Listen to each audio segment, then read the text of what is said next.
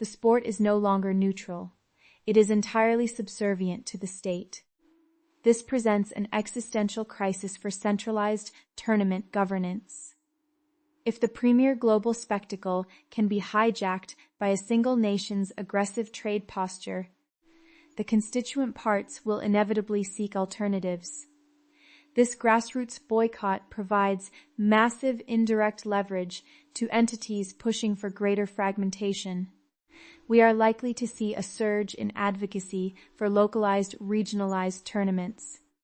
Why pool resources into a centralized global authority if the host nation uses the event as an economic weapon against its own partners? The era of the unquestioned global mega-event is hemorrhaging credibility, giving way to an era of balkanized, defensive cultural alliances. Consider the psychological landscape of the modern citizen in this environment. The social contract of the globalized era promised that in exchange for the outsourcing of industrial labor and the erosion of local manufacturing, the populace would be rewarded with cheap consumer goods and frictionless access to the world. A man in Vancouver or a woman in Monterey could theoretically traverse the continent, partaking in a shared, borderless culture. But now, look at the reality. Let us observe the rusted, decaying infrastructure of a border industrial town. The factories that were hollowed out by free trade are now entirely silent, killed off by the very tariffs that were supposedly enacted to save them. The workers in these towns look at the macro-level promises of political leaders and see nothing but ghosts. The smell of cold iron, chemical residue, and unfulfilled political promises hangs heavy in the air. For these people, the border is not a line on a map. It is a weapon used to control their economic destiny. When the globalist dream collapses at the turnstiles of a stadium, it is not merely an inconvenience. It is a visceral betrayal. The fan withholding their money is engaging in the only pure form of democratic expression left to them. The denial of capital. This is the true brilliance of the Fair Weather Initiative. They have bypassed the traditional, sluggish mechanisms of diplomatic protest. A letter from an ambassador can be ignored. A condemnation from the United Nations is effectively meaningless. But a 25% reduction in regional hotel occupancy, a catastrophic drop in localized sales tax revenue for American municipalities, that sets off alarms in the bond markets. That threatens the municipal credit ratings of the host cities. Daniel Roark, the electrician, has executed a more effective economic strike against American protectionism than the entire diplomatic corps of his country. We are entering a dark, highly volatile chapter of international relations where the lines between consumer behavior and sovereign warfare are completely erased. The United States leadership calculated that they could extract maximum political leverage through tariffs without suffering asymmetrical retaliation. They assumed the cultural gravity of the American host cities would compel compliance. They were wrong. They fundamentally misunderstood the breaking point of the working class budget and the evolving sophistication of digital mobilization. By attempting to aggressively dominate the trilateral partnership, they have inadvertently triggered a capital flight that will leave their domestic hospitality infrastructure financially suffocated. The $5.2 billion projection is no longer a forecast. It is a battlefield casualty. As the host cities in California, New Jersey, and Texas prepare for an influx that will never materialize, the empty concrete concourses will stand as monuments to the limits of unilateral economic force. The money that was destined for American cash registers will instead circulate within the local economies of Toronto, Vancouver, Mexico City, and Monterey. It is a masterful, decentralized clawback of sovereign wealth. Here at Political Insight Live, our mandate is to strip away the noise and expose the bare, unforgiving wiring of global power dynamics. What we are analyzing today is not a sports anomaly. It is a blueprint. We are watching the birth of the consumer citizen as a frontline geopolitical combatant. When the traditional levers of international trade fail, the people will weaponize the only thing the system actually respects: their wallets. The stadium is no longer an escape from the brutal realities of the world. It is the exact coordinate where the trade war makes landfall. This leaves us staring into the abyss of a fundamentally altered world order. As the friction at the borders intensifies, as the tariffs bite deeper into the flesh of the working class, and as the global cultural events shatter into regionalized fortresses, we must ask ourselves the ultimate, defining question of this new era: is this decentralized, grassroots financial blockade the ultimate, desperate defense mechanism of the working class against the arrogance of state-driven trade wars? Or is it the final, irreversible fracturing of the globalized world we were once promised? The architecture of global soft power is currently collapsing in real time, right before our eyes, yet most of the world still believes they are simply watching a dispute over a game.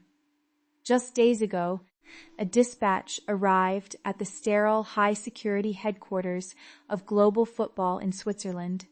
It was a formal communication from a coalition of Canadian supporters declaring their absolute, non-negotiable intent to abandon all matches scheduled in United States cities for the upcoming 2026 Global Championship. On the surface, the media is digesting this as a localized temper tantrum. It is not. We are witnessing the spontaneous weaponization of a cultural mega-event, a brilliantly calculated, asymmetrical strike against the supply chains and cross-border financial currents of the North American continent. The illusion of a unified, trilateral tournament is dead. What remains is a fiercely contested arena for resource reallocation and economic retribution. To understand the sheer lethality of this maneuver, we must examine the trigger. In the opening weeks of this year, the current American leadership executed a blunt force economic doctrine, slapping a brutal 25% duty on all imports from their northern neighbor, moving simultaneously to drastically choke and militarize the frontier oversight. In the grand, insulated corridors of Washington, this was calculated as a zero-sum political victory, a demonstration of sovereign muscle designed to feed a domestic base hungry for economic nationalism. But tariffs are not abstract policy papers. They are kinetic economic violence. Let us ground this in reality. Consider the man who sparked this continental firestorm. His name is Daniel Roark. He is not a State Department strategist or a trade representative. He is an electrician in his mid-40s, living in a quiet, gray suburb near Vancouver. When you spend 60 hours a week pulling copper wire through cold concrete, your discretionary income is not a luxury. It is the physical manifestation of your exhausted labor. For years, families like his have been meticulously funneling their savings into a singular dream, a pilgrimage to the great stadiums of California, Texas, or New Jersey. But a 25% tariff does not just tax timber or automotive parts. It triggers a cascade of inflationary terror that bleeds directly into the working class kitchen. Roark watched the purchasing power of his life's work evaporate with a single executive signature from Washington. The cost of living spiked, the border tightened, and the American stadium suddenly transformed from arenas of joy into monuments of financial extortion. So he went online.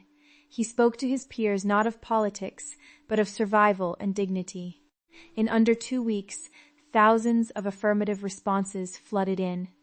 18 official fan associations locked shields, forging a mobilized network ominously, yet perfectly, named Fair Weather. They effectively declared, "If you blockade our exports, we will blockade our capital." They will proudly attend the fixtures on Canadian soil, injecting their funds locally, but they will systematically starve the American host cities of every single dollar they possessed. Here at Political Insight Live, we do not fixate on the emotional theater of the headlines. We track the subterranean structural shifts that dictate the future. And the structural shift here is profound. This fan withdrawal strips away the facade of principled protest and reveals a highly sophisticated disruption in anticipated macroeconomic flows. When international organizers projected a $2 billion combined financial stimulus for this tri-nation spectacle, they were banking heavily on the frictionless circulation of human beings and their wallets. We need to translate that $2 billion from a sterile think tank statistic into the raw, unforgiving reality of human survival. That number is not sitting in a vault in Zurich. It was supposed to be the lifeblood of the invisible working class in the American host cities. Imagine a motel owner on the dusty outskirts of a Texas metropolis, or a family running a generational diner near the transit hubs of the San Francisco Bay Area. For the past 3 years, they have been taking on crushing, high-interest secondary debt. They have renovated rooms, expanded kitchens, and hired extra staff, betting their literal survival on the promised tsunami of international tourists. They were promised a windfall. Instead, because of a geopolitical chess match played by elites thousands of miles away, they are staring down the barrel of an empty ledger. The rooms will sit dark, the food will spoil, the debts will default. The profound, suffocating silence of an empty hotel lobby is the true sound of a trade war. The American political operatives who engineered this friction stand to gain immense domestic capital, rallying their core constituencies with the optics of a fortress nation. But the collateral damage, the shattered livelihoods of the American service sector reliant on this influx, is simply written off as the cost of doing business, and the contagion is spreading rapidly. The friction introduced by the American executive branch has not gone unnoticed by the rest of the globe. In the past 72 hours, we are tracking intersecting disputes and identical rumblings of withdrawal among vast enthusiast circles in Mexico, across Western Europe, and deep into South America. The tightening of frontier oversight has turned the simple act of entering the United States into a hostile, degrading interrogation of biometric and digital privacy. For a European or South American citizen, the calculation is shifting. Why subject oneself to the indignity of a militarized border crossing, only to pour thousands of euros or pesos into an economy actively hostile to the concept of global integration? This is the phantom pain of deglobalization. We are watching the reversal of a 50-year trend. The withdrawal of the Mexican supporters is perhaps the most strategically devastating. Mexico and Canada are executing a pincer movement of capital retention. By refusing to travel to the United States, they are redirecting hundreds of millions of dollars back into their own domestic economies. They are keeping their money at home. This alters the leverage in the broader North American supply chain negotiations. It is a silent, unassailable countersanction. You cannot force a foreign citizen to buy an airline ticket. You cannot legislate a tourist into a hotel bed. By turning a sporting event into a battleground for subtle resource reallocation, these fan networks have discovered the ultimate loophole in international trade law. We must also examine the parasitic ecosystem that feeds on this collapse. Certain advocacy platforms, polarized media networks, and partisan commentators are gorging on this heightened public discord. Conflict is a highly monetizable asset. The algorithms demand outrage, and the fracturing of a unified cultural event provides endless fuel for the outrage machine. They profit directly from the death of the shared experience, converting cross-border hostility into engagement metrics and advertising revenue. They are the war profiteers of the digital age, perfectly content to watch the cultural bridges burn as long as they can broadcast the flames. Caught in the absolute center of this geopolitical meat grinder is the global football authority itself. For a century, Switzerland has meticulously cultivated a highly lucrative, synthetic image of absolute detachment from state affairs. Their entire business model relies on the hallucination that the stadium is a sovereign, apolitical territory where the laws of geopolitics are suspended for 90 minutes. That myth has now been irrevocably shattered. When border policies and import duties dictate who sits in the stands,